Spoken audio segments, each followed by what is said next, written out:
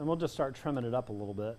I actually think we probably ought to go ahead and bone it out because it might make for a more interesting look. And when it comes time to do the dinner, it'll actually be a little more easier to work and prepare. So if I was cooking this over, on the hearth, we'd be running a spit into it and tying it up on there so that we could roast it over the open flames. We're not going to do that today.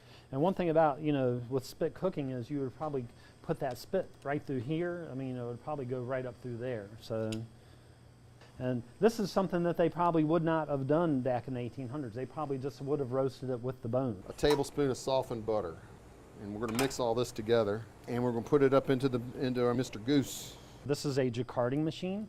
And what it has is just has a bunch of little knives that you plunge into it, and it helps to tenderize the meat. This is also something that they probably would not have had back in the 1800s. But my thought is that venison walking around a lot is probably going to be a little tough. Now, a goose is really fatty. Most of your game birds are. Goose and duck and things like that are extremely fatty, which is not a bad thing. I mean, it's going to moisturize the meat as it cooks. So one of the things we're going to do is we're going to take a boning knife and make little incisions. You can use a needle if you have it, but you don't want to pierce all the way through down into the meat. You just want to break the skin. They did not have parchment back then, and I don't even know how they would have made brown paper back then. I find that very, very interesting. And anytime I think when you enclose meat, you're almost steaming it, but you know what we're going to do? We're going to wrap it up in some parchment and see what happens. We're going to kind of go by the recipe. So you're supposed to dust this bad boy with some flour. I'm going to take it and rub it in. I believe this is to help the skin dry out and crisp up. Let's see how we do with the paper here.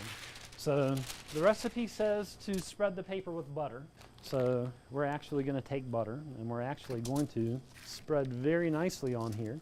And this is something I've never done with venison. I've done something kind of similar with fish, but this is the first time doing anything like this with a venison. So we're going to go to my combination oven around here.